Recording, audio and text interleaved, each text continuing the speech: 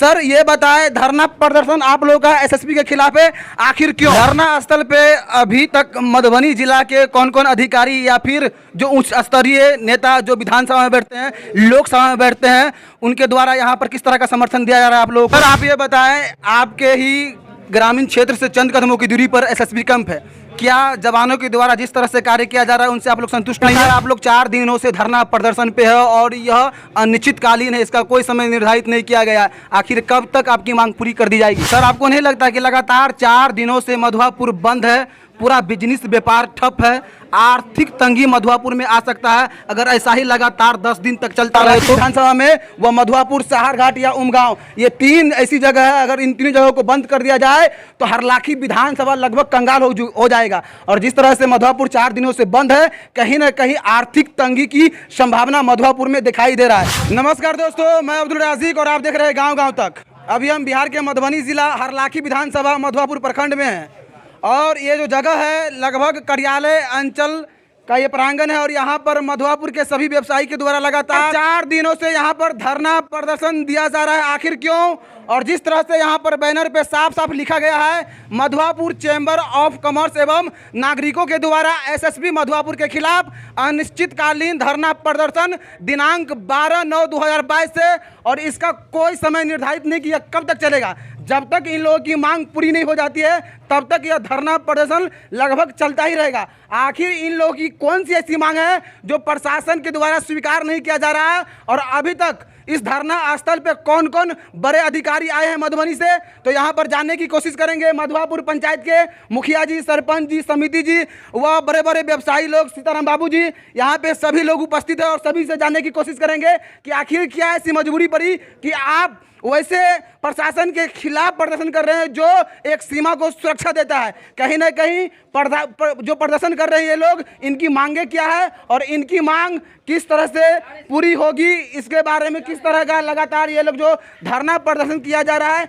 इनके बारे में जानने की कोशिश करेंगे। तो सबसे पहले यहाँ पे सरपंच साहब है जो मधुआपुर पंचायत के, इनसे जानने की कोशिश करेंगे। सर ये बताएं, धरना प्रदर्शन आप लोगों का एसएसपी के खिलाफ है, आखिर क्यों? सबसे पहले नमस्कार। देखिए, ये प्रदर्शन जो है ना, एसएसबी के द्वारा आए दिन व्यापारियों के साथ दुर्व्यवहार किया जाता है, उन्हें परेशान किया जाता है, इसीलिए हम लोग ये धरना प्रदर्शन पे आगे, चूँकि घड़ा में जब पानी भर जाता है उसके बाद ऊपर हो जाता है, जितना हम लोग बर्दाश्त करने में सके उतना बर्दाश्त किए। अब ये घड़ा भर चुका है, चूँकि उनके द्वारा जो भी व्यवहार किया जा रहा है, जब ये लोकेंद्र सिंह नाम है यहाँ के जो प्रमुख हैं, इंचार्ज हैं, वो लोकेंद्र सिंह नहीं, लफंगर सिंह उन्हें कह सकते हैं, जब आते हैं यहाँ लफड़ा फंसाते हैं, अनावश्यक आम नागरिकों के साथ मारपीट करना, व्यापारियों को परेशान करना, इनकी आए दिन की आदत हो गई है। इसीलिए हम लोग ये धरना प्रदर्शन पे आ गए हैं।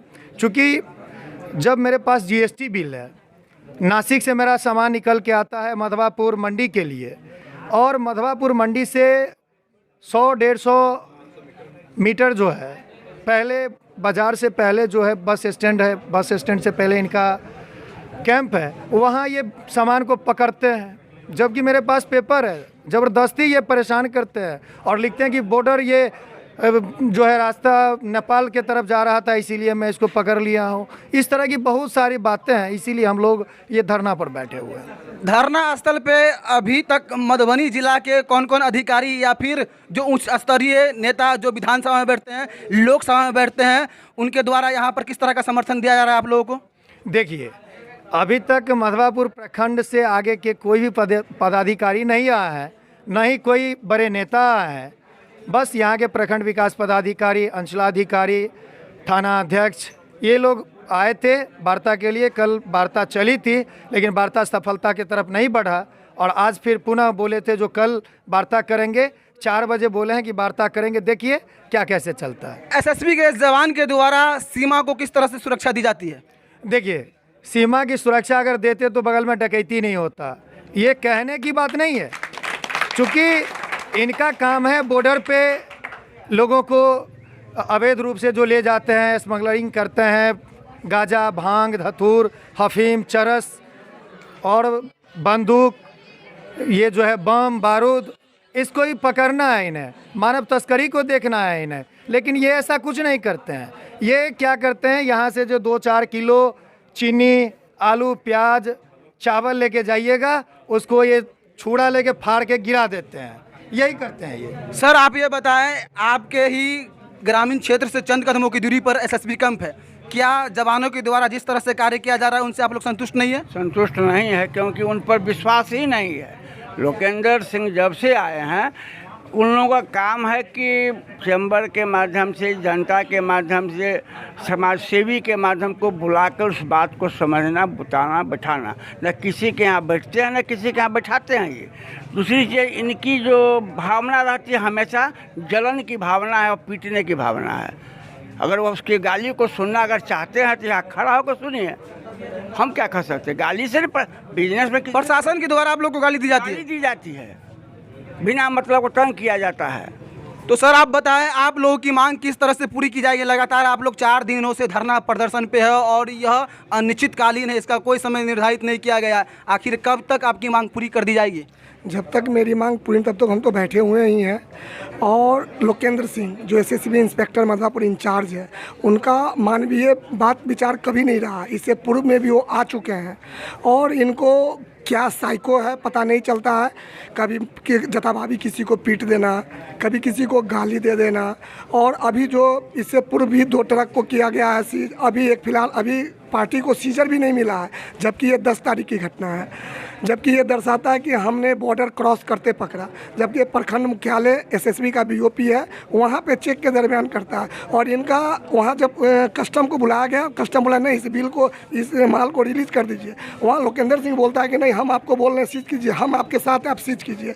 तो ये व्यापारी को दुख देना इनका पेशा बन चुका है। ये कभी व्यापारी के हित में ना सोचे हैं। इनका धार्मिक मुद्दे से भी मतलब ये है उसको।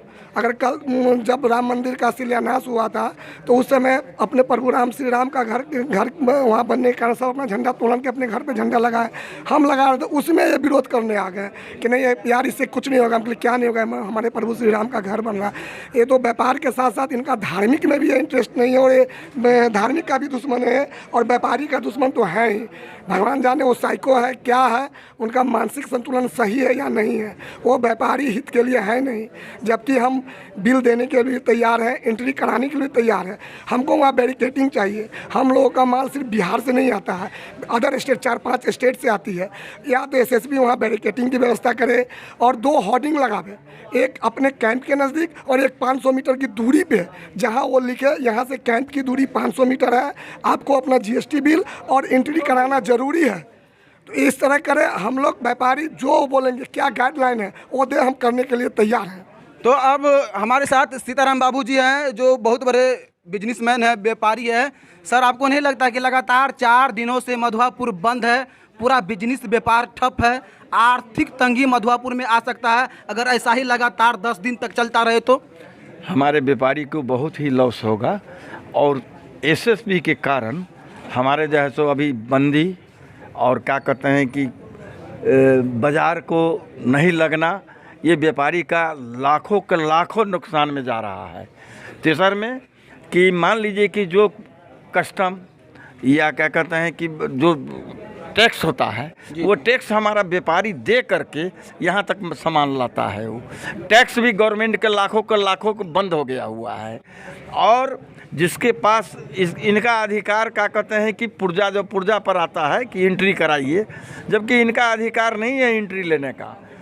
है अगर एंट्री लेने का तो ये अपना क्या कहते हैं कि बोर्ड लगावे, ये करे, उसका क्या कहते हैं कि थोड़ा सा व्यापारी को जानकारी होगी। क्या आखिर ऐसा क्या दुश्मनी है प्रशासन के लोगों को, खासकर मधवापुर के व्यवसायियों से, जो आप लोगों को परेशान किया जा रहा है और आप लोग लगातार 4 दिनों से धरना प्रदर्शन पर है? क्या दुश्मनी है? दुश्मनी कुछ नहीं, केवल व्यापारियों को ये तंग करता है और खास करके ये प्याज, आलू यही सब पकड़ता है। कौन आरत क्या कहते हैं, बंदूक, बारूद, हफीम, गांजा या डकैती में तो क्या कहते हैं कि ये साफ फेल है।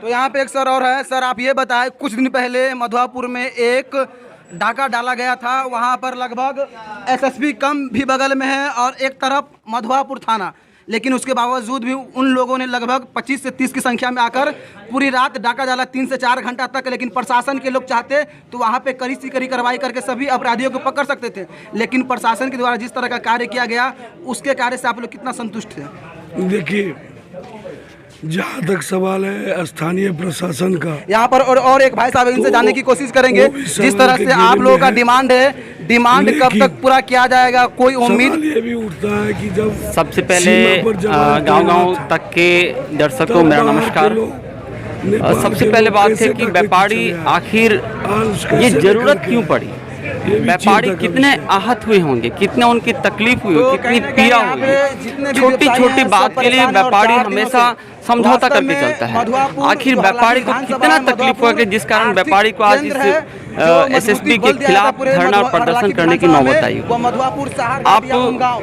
ये 3 ऐसी उसकी जगह है, पीड़ा इन आप तीन थोड़ा जगहों सा को बंद कर महसूस दिया जाए करें तो हालांकि कि जिसका विधानसभा लगभग 25 लाख का कंगाल ट्रक हो सीज हो जाएगा। गया और है, जिस तरह जिसका से मधुआपुर 20 लाख का जो बंद है, है सामान कहीं सीज ना हो कहीं गया आर्थिक है। तंगी बहुत की ही दिक्कत और संभावना परेशानी के मधुआपुर में बाद दिखाई लोग दे रहा एक है। पूंजी यहाँ बना पर पाता और है एक और भाई एक ही साहब झटका में इनसे जानने की कोशिश एसएसबी के करेंगे, लोकेंद्र जिस सिंह तरह से द्वारा आप लोगों का डिमांड है, जो है वो डिमांड पूंजी कब तक समाप्त कर पूरा दिया किया जाता जाएगा, है। कोई उम्मीद? रह गई कि खास मेरा एक ही लोकेंद्र एसएसपी के लोकेंद्र सिंह के ऊपर टिप्पणी है। दर्शकों मेरा नमस्कार। एसएसपी के द्वारा समय समय पर सामाजिक गतिविधि या सामाजिक सोशल वर्क किया जाता है, जिसकी हम सराहना भी करते हैं। लेकिन ये किस तरह की सोशल वर्क है कि एक हमारे जो रविशंकर जी है वो बोल रहे थे कि राम मंदिर के समय में वो अपने प्रतिष्ठान पे भगवा झंडा अगर लगा रहे हैं तो उस पर उसका भी ये विरोध किए हैं।